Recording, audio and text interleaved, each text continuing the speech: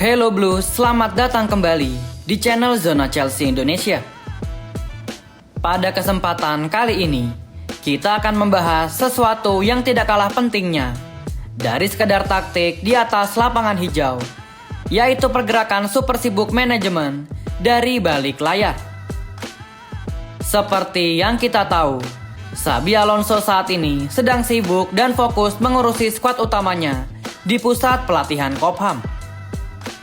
Xabi Alonso sedang meracik strategi terbaik, lalu mengevaluasi performa pemain di pramusim, dan juga mematangkan formasi andalannya untuk menghadapi matchday pertama Premier League yang akan bertajuk Derby West London, yaitu melawan Fulham.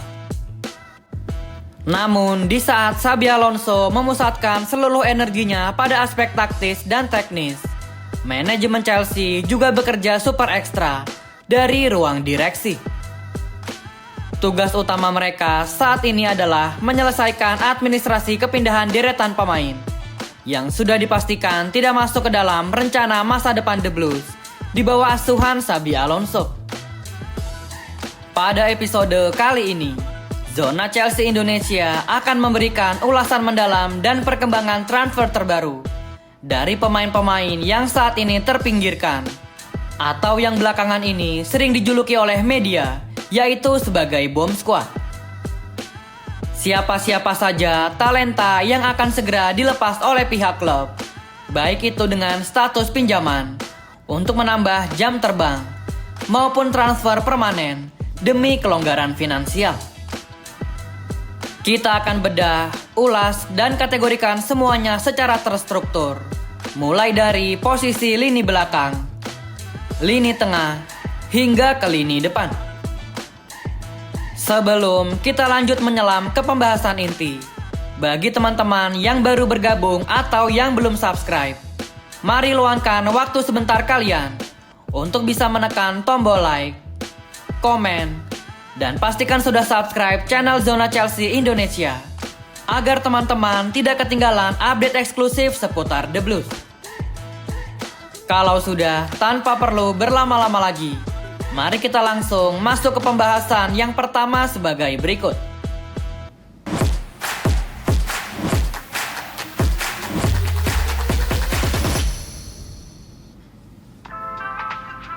Mari kita mulai membedah situasi transfer dari area pertahanan atau lini belakang.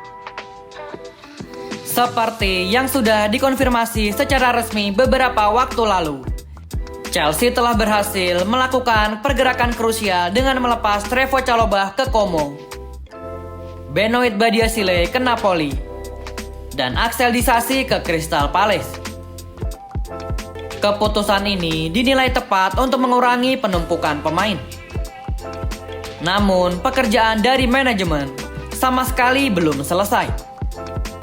The Blues masih menyisakan setidaknya 3 pemain bertahan lagi yang statusnya masih menggantung dan harus segera di-offload menjelang penutupan bursa transfer.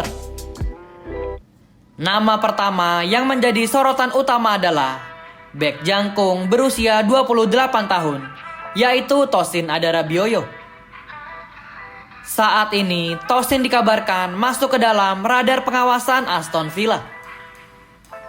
Tim dari asuhan Unai Emery melihat Tosin Adarabioyo sebagai profil bek tengah yang sangat cocok dan ideal untuk bisa menggantikan peran dari Ezri Konsa.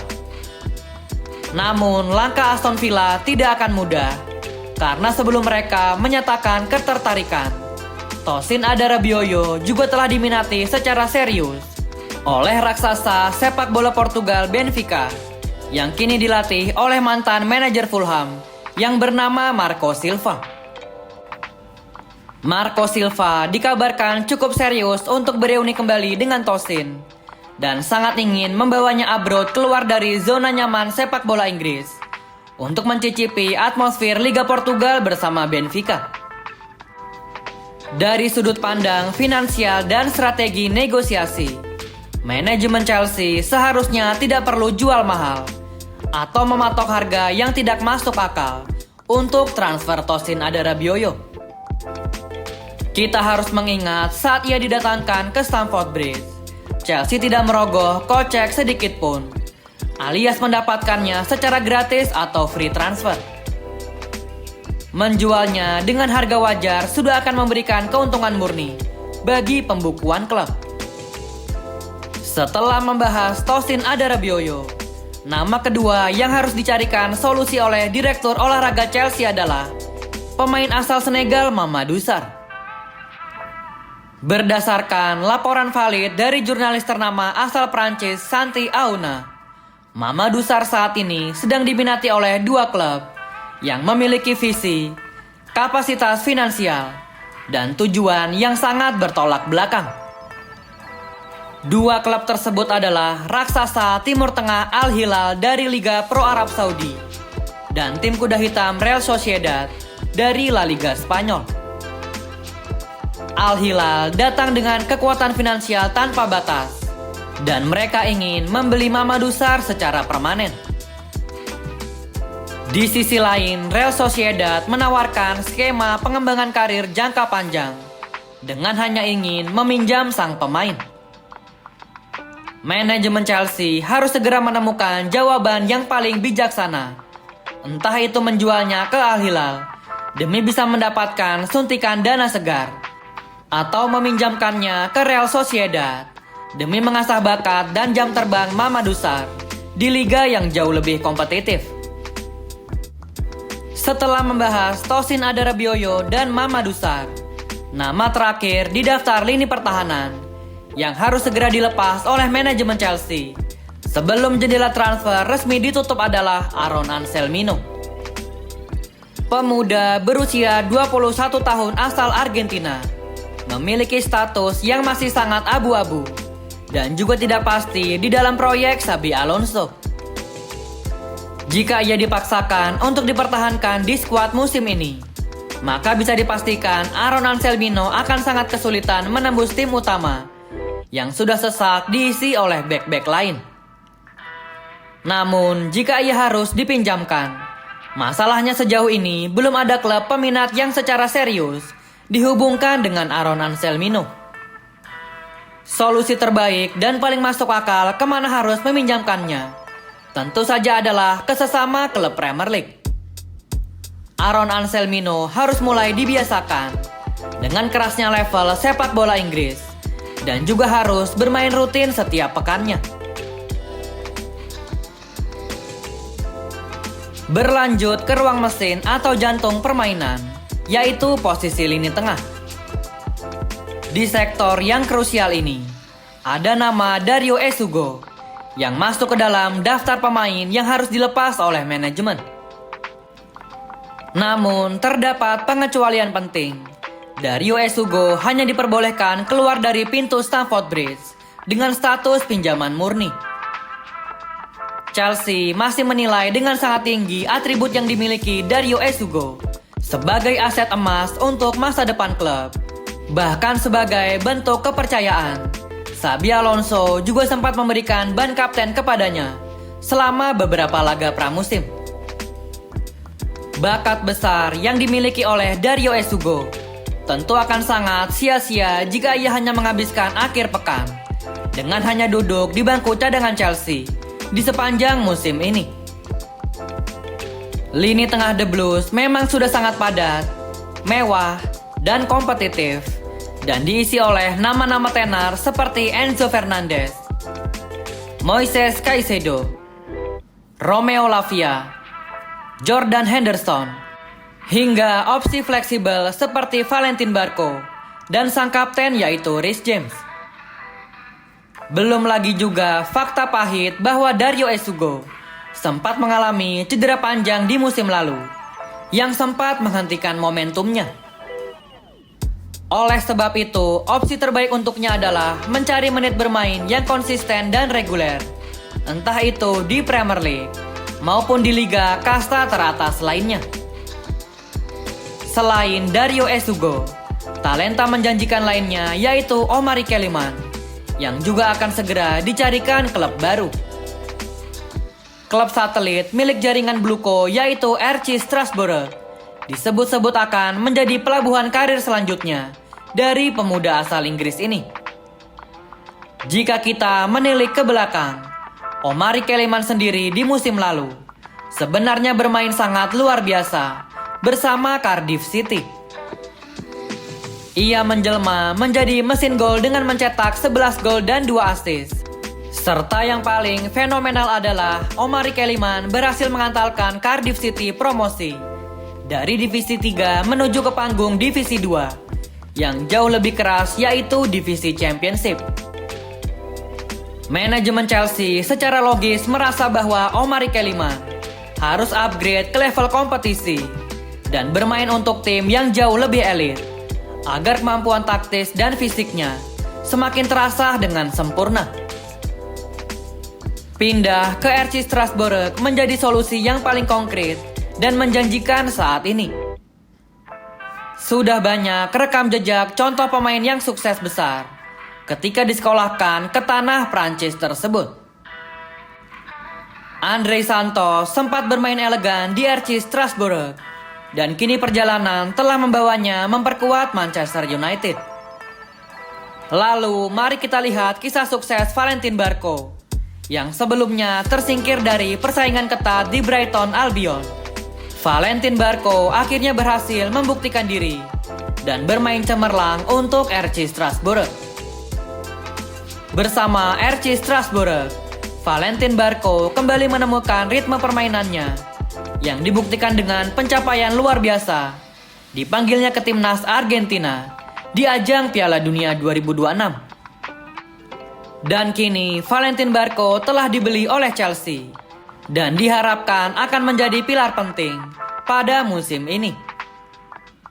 Jangan lupakan juga sosok Mike Penders yang kebetulan memiliki rute perjalanan karir yang hampir mirip dengan Valentin Barco. Dari ketiga nama pemain-pemain ini, bisa ditarik kesimpulan bahwa pindah ke RC Strasbourg bukanlah sebuah bentuk kemunduran, melainkan sebuah kesempatan emas untuk merevitalisasi karir sepak bola dari para pemain. Omari Keliman juga tidak perlu merasa terasingkan, karena di ruang ganti RC Strasbourg saat ini ada nama sosok legenda Chelsea Ben Chilwell, yang notabene rekan sejawat dari sesama Inggris yang bisa membantunya beradaptasi.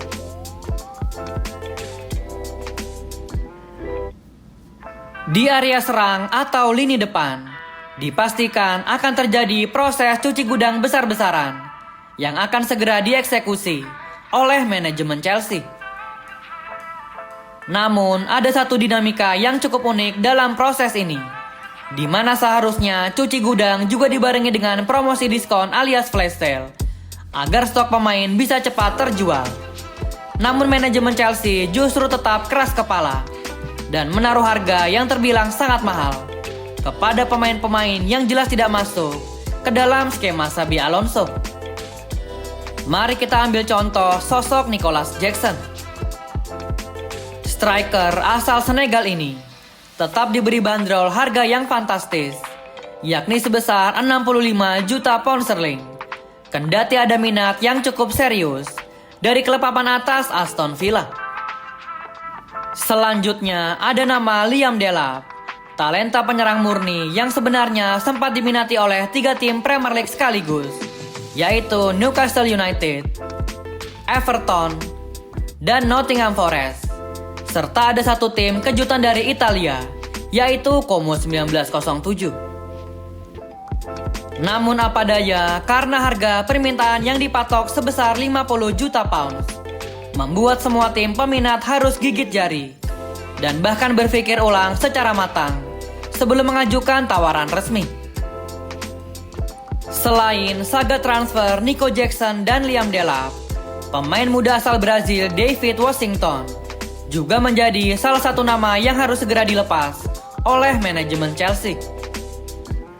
Posturnya yang dinilai terlalu mungil untuk bisa bersaing di tanah Inggris dan masa depannya yang sama sekali tidak menentu di Stamford Bridge membuat banyak analis bertanya-tanya entah apa alasannya mengapa dulu tim pencari bakat Chelsea begitu ngotot mau mendatangkannya. Seperti biasa, ketika manajemen mulai kebingungan harus dalam tanda kutip membuang kemanakah para pemain-pemain mereka. Maka solusi instan dan mutakhir adalah menjual atau meminjamkan ke klub satelit andalan, yaitu RC Strasbourg. David Washington diharapkan bisa menemukan ketajamannya kembali saat membela RC Strasbourg. Selanjutnya ada kasus yang cukup menyedihkan dari sosok penyerang yang bernama Mark Guiu. Pemain yang satu ini sebenarnya secara objektif memiliki atribut teknis dan pergerakan tanpa bola yang jauh lebih bersinar daripada Liam Delap. Namun uniknya, penyerang cerdas lulusan Akademi Barcelona ini seolah dianaktirikan dan tidak diberikan kesempatan yang layak oleh jajaran pelatih Chelsea. Kondisi Mark Guiu saat ini hanya bisa berlatih secara mandiri dan terpisah dari tim utama Chelsea. Beruntung, kini namanya mulai mencuat di bursa transfer. Menurut laporan akurat dari jurnalis top Italia Gianluca Di Marzio, Mark Guiu sedang didekati dengan insentif oleh kubu Napoli. Kesepakatan yang paling mungkin tercapai jika bernegosiasi dengan klub Italia tentu saja adalah dengan skema pinjaman yang disertakan opsi pembelian. Dan memang jika kita berkaca pada situasi Mark Guiu saat ini, opsi pinjaman adalah solusi paling logis dan terbaik agar Mark Guiu bisa menyelamatkan karirnya dan keluar dari tekanan di Chelsea. Dan nama terakhir di kategori lini depan yang akan kita bahas adalah Mykhailo Mudryk. Secara internal, Chelsea telah mengambil keputusan bulat bahwa solusi terbaik untuk Mudryk di awal musim ini adalah meminjamkannya terlebih dahulu demi mengembalikan rasa kepercayaan diri dan juga kebugaran kompetitifnya setelah ia harus dipaksa absen bermain sepak bola selama hampir 20 bulan lamanya akibat dijatuhi sanksi doping. Karena statusnya sebagai winger potensial, Mykhailo Mudryk telah mendapat banyak proposal tawaran, mulai dari Brentford, Leeds United, Coventry City, dan RC Strasbourg. Tawaran menggiurkan pertama dari Brentford telah ditolak mentah-mentah oleh Chelsea karena pihak The Beast bersikeras ingin memasukkan klausul opsi beli permanen di akhir masa peminjaman. Alasan Dewan Direksi Chelsea menolak proposal dari Brentford adalah karena manajemen masih menilai Mudryk dengan valuasi yang sangat tinggi untuk bisa menjadi pemain andalan Chelsea di proyek musim-musim mendatang. Sehingga pesan dari manajemen cukup jelas. Jika ada klub yang memberikan tawaran pinjaman disertai opsi beli, maka proposal tersebut akan langsung ditolak seketika. Selain Brentford, Coventry City yang saat ini dilatih oleh legenda klub kita Frank Lampard juga telah menyatakan ketertarikan serius dan Frank Lampard sangat ingin bereuni dengan mantan anak asuhnya itu. Frank Lampard secara personal sudah mengenal kecepatan eksplosif Mykhailo Mudryk dan ia tahu persis bagaimana cara memanfaatkannya bersama Coventry City. Sedangkan dari kubu Leeds United, tawaran awal mereka juga telah resmi ditolak manajemen. Penolakan ini disebabkan oleh analisis Chelsea yang merasa bahwa di dalam skuad Leeds United saat ini sudah terlampau memiliki banyak winger sayap kiri dan sayap kanan. Sehingga jika nanti Mykhailo Mudryk dipinjamkan ke sana, maka ia berisiko besar tidak akan mendapat jatah menit bermain reguler, yang bisa dibilang itu adalah tujuan utama dari peminjamannya. Kendati tawaran awal telah ditolak, negosiasi di belakang layar dipastikan masih berlangsung. Dan dari isu-isu yang beredar, Mudryk secara individu sepertinya lebih memilih dan tertarik pada proyek Leeds United untuk menjadi pelabuhan karir sementaranya.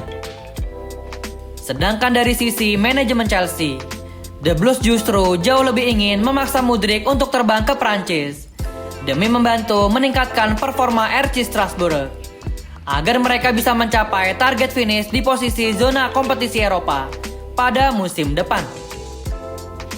Bagaimana kalau menurut pandangan kalian Blues? Kemanakah sebaiknya Mudryk harus melangkah dan memilih karir selanjutnya agar potensinya tidak terbuang percuma? Silakan tulis jawaban dan argumentasi kalian di kolom komentar di bawah Blues. Sebagai penutup dari perjumpaan dan analisa panjang di video hari ini, jika ditotal dari semua nama pemain yang sudah kita bahas secara mendalam, maka tercatat ada 9 nama pemain yang wajib dan harus segera dicarikan klub baru sebelum bursa transfer musim panas ini benar-benar ditutup pada tanggal 1 September mendatang. Melepas ke-9 pemain ini bukan hanya perkara teknis biasa, namun juga memiliki dampak makro bagi masa depan Chelsea. Selain ditujukan untuk mendapatkan tambahan uang tunai demi bisa melonggarkan pembukuan klub, melepas pemain-pemain ini juga memiliki arti krusial, yaitu bisa menjaga harmonisasi, kedamaian, dan stabilitas ruang ganti agar tetap kondusif. Mari kita renungkan pemain-pemain yang kita bahas tadi. Rata-rata bukanlah pemain veteran yang berusia 30 tahun ke atas, melainkan mereka semua sedang berada di rentang usia emas dalam perjalanan karir sepak bola mereka. Pemain-pemain ini memiliki ambisi yang menyala-nyala, sehingga tentu saja secara alamiah mereka sangat ingin mendapatkan menit bermain reguler dari sang pelatih. Ruang ganti tim akan dengan sangat cepat berubah menjadi lingkungan yang toksik, penuh tekanan, dan tidak sehat jika ada rasa frustrasi serta saling iri satu sama lain akibat minimnya kesempatan bermain. Selain dua faktor utama tersebut, hal yang juga tidak kalah pentingnya adalah masalah reputasi. Citra Chelsea di mata publik dan penggemar sepak bola global juga akan tercoreng secara memalukan. Memiliki 9 pemain berlabel papan atas yang memiliki masa depan gelap dan tidak jelas, maka secara tidak langsung menandakan bahwa sistem perencanaan skuad manajemen The Blues sangat tidak matang, penuh kepanikan, dan terkesan hanya asal beli setiap kali bursa transfer dibuka. Secara dinamika sosial media klub juga akan menjadi sangat tidak sehat karena sorotan negatif akan terus berdatangan. Bayangkan jika seandainya 9 pemain bertalenta ini secara tragis belum menemukan klub pelabuhan baru sebelum ditutupnya bursa transfer, maka sudah pasti mereka akan diasingkan, dilarang ikut serta, dan terpinggirkan secara sistematis dari seluruh porsi latihan skuad utama. Kelompok yang terbuang ini di Inggris sudah sangat akrab dan biasa disebut dengan julukan satir, yaitu sebagai bomb squad. Hal-hal yang merugikan dan bisa merusak mental pemain seperti ini harus dihindari dengan segala cara oleh para sporting director Chelsea. Dan salah satu yang paling efektif yang bisa dilakukan saat ini adalah sedikit melunakkan ego dan berhenti memberikan bandrol harga yang terlampau mahal demi kelancaran negosiasi transfer. Demikianlah ulasan komprehensif dari channel Zona Chelsea Indonesia. Terima kasih sudah menyimak dari awal hingga video ini selesai. Jangan lupa berikan dukungan kalian dengan cara klik tombol like, share video ini ke grup-grup WhatsApp Chelsea kalian, dan pastinya jangan lupa untuk subscribe. Kalian juga bisa support channel Zona Chelsea Indonesia dengan cara men-scan barcode yang ada di video atau klik link Saweria yang ada di dalam kolom deskripsi dan kolom komentar. Sampai jumpa di analisis taktikal dan update transfer Chelsea berikutnya. Keep the blue flag flying high. Salam biru Chelsea. Thank you yang udah nonton episode ini. Jangan lupa like, comment, share, dan subscribe sebagai support channel Zona Chelsea Indonesia. Sampai jumpa lagi di episode-episode selanjutnya. Dan jangan lupakan untuk nyalakan lonceng notifikasi karena kami akan mengupdate seputar kabar Chelsea sesering mungkin. Thank you for watching and keep the blue flag flying high.